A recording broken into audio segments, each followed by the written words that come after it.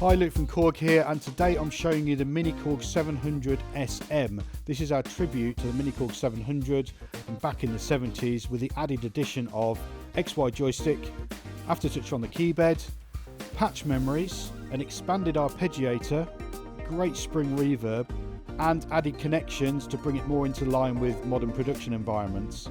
Plus, we've bundled some great software with it as well, which we'll take a look at a little bit later. Now, this is 86% of the original size of the miniKORG 700, and that's to make it a little bit more compact.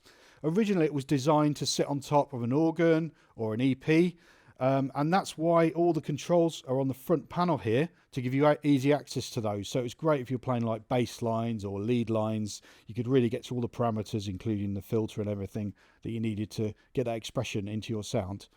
Okay, so let's take a closer look. So the oscillator section here has all of your different waveforms in it. So you've got a triangle wave, you've got a square wave, you've got a saw wave. You've also got a really nice pulse width modulation version of the square wave as well. And an even more detuned version of that as well. You can also change the pitch of that as well using the footages, so that switches the octave. So you can really switch the octave to exactly the range that you need. Now, the original Mini 700 only had one VCO, or one oscillator, as I've showed you here. But the following year, 1974, we introduced the miniKORG 700S, and that added a second VCO and some extra controls here on the top. And we've given you that in this version as well. So to access the second VCO, all you have to do is flick the switch, and then you'll hear the second oscillator coming in by using the balance fader. So now we're hearing both together, and you can isolate one or the other. So VCO 1, VCO 2, or both together. And then we can tune them. So tune the VCO 2 either in fine increments or up to an octave each way.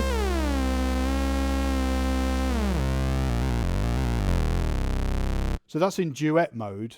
So that means, yeah, obviously like a duet, you're hearing the two waveforms in unison, but we've also got some great ring modulation possibilities here with this VCO2. So let's hear this in isolation and take a listen to those.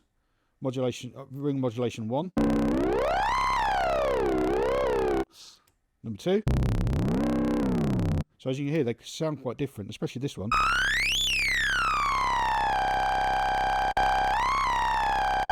You've also got white noise as well, noise number 2. So that's great for making sound effects and percussion sounds. Plus you've got this other noise, which is really nice, where you can actually play melodies because it's pitched.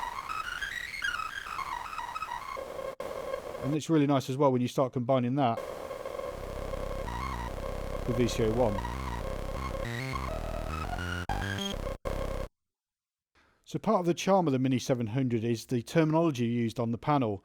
Back in the day when this came out, none of that language had been standardized. So we've got terms like traveler, for instance, for the filter, which I like to think of you traveling through different frequencies. So let's check out the traveler section. So we've got a low pass filter. We've got a high pass filter. And you'll notice that you've got little lugs on these faders here. And that stops one going beyond the other one, which also means you can use it like a bandpass filter as well. So these were on there originally for that reason, so they could lock together. But some musicians didn't like that limitation, and they actually cut them off to give themselves more sound design possibilities. And later on, Korg issued a version without those lugs on there, which was great. And we've done the same with this to give you the options, so you can just pop them off and then pop the new ones on, just depending on how you want to make your sounds. You might have noticed that there's a lot of colours on the Mini 700 as well. So you've got red for filter, for example, and orange here for your envelope. So it makes it easy to navigate around. So with your filter, we can add resonance, which is called bright here. So let's flick that on.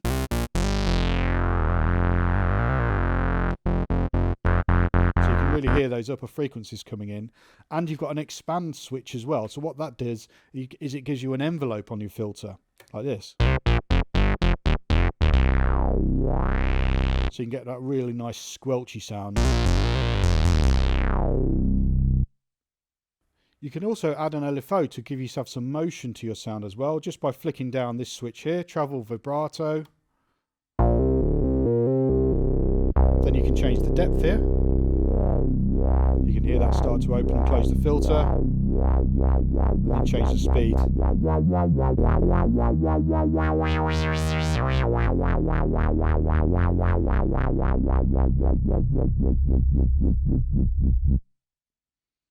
Another way to manipulate your sounds in real time is by using the 4-way joystick here. So you can pitch bend up, down, and use it like that to modulate the pitch. And then you've got on the y-axis modulation A and B, which are completely assignable. So you can use it for filter sweeps or also vibrato. Another feature we have on here that the original didn't have is aftertouch on the keybed, and that can give you loads of expression in your sound. So if we take an example like this, as you can hear, I can really dig into the notes to manipulate them further.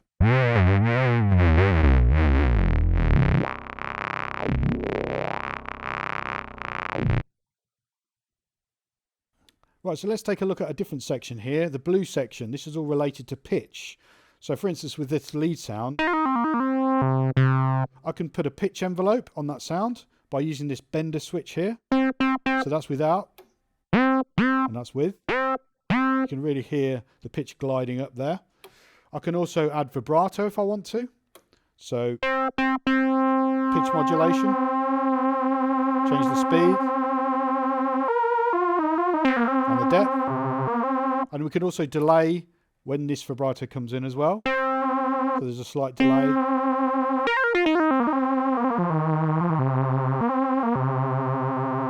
We've also got a portamento control as well, so we can start adding some glide, and then this is the amount.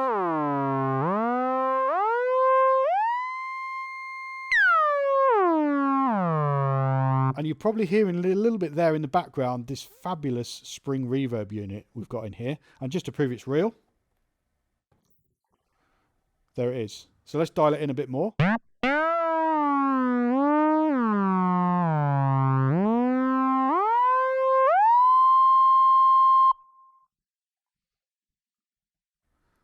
So the original miniKORG 700 had this switch on it called repeat, and that gave you a basic arpeggiator. But all you could really do was repeat a single note and then change the speed.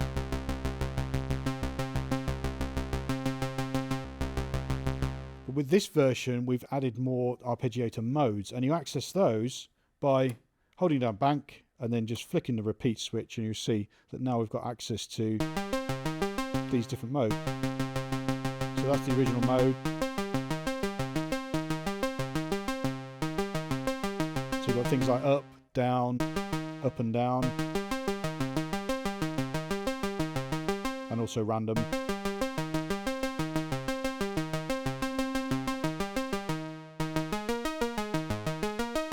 So once you're happy with the one you want, just press bank again, and then you can play your arpeggiator. You've also got a hold button as well, which means you can take your fingers off and start manipulating the sound.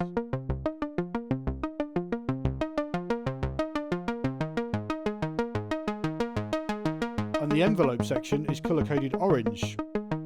So let's try the envelope section out. So we can adjust the kind of shape of the sound. Long sustain. A little bit of release.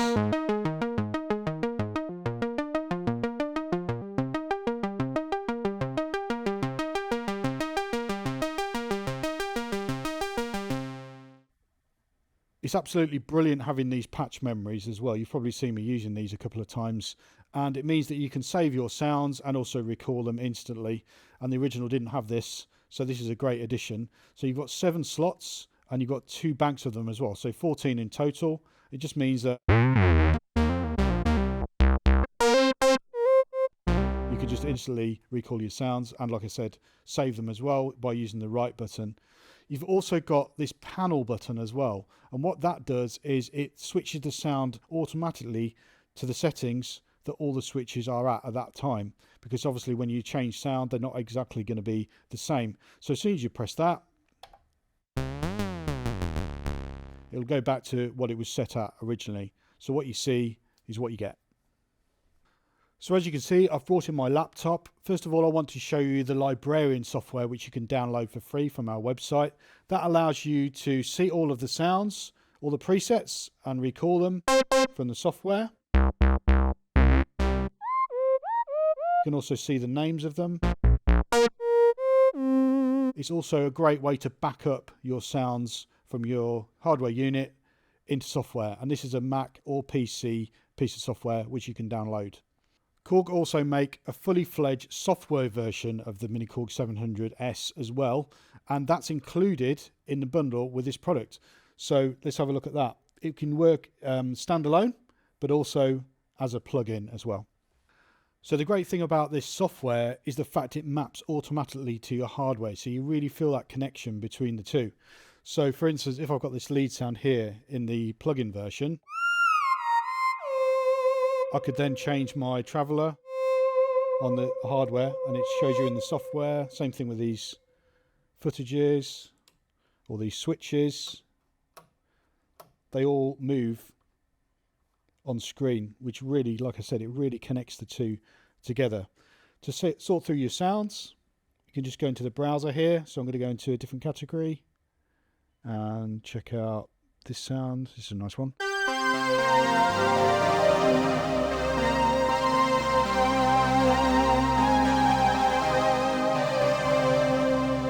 You can probably hear from that sound you've got this great effects suite as well. Lots of different pedals which you can configure and turn them on and off really easily to enhance your sound. And you've got different views as well. So we're in the main view at the moment, but you can see that in 3D or 2D there, or you can see the effects or the virtual patching as well. And of course, because it's a software version, it doesn't have to be just monophonic sounds. You can play it with polyphony as well. So let's go and find a nice pad sound like this one.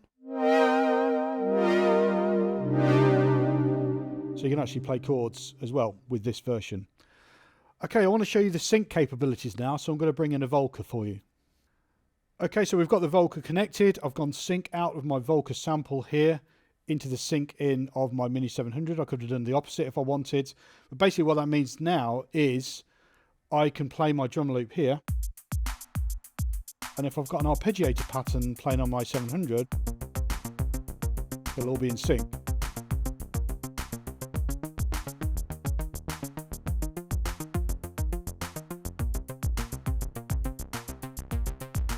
I could also change the tempo. And this will dictate the BPM and this will follow.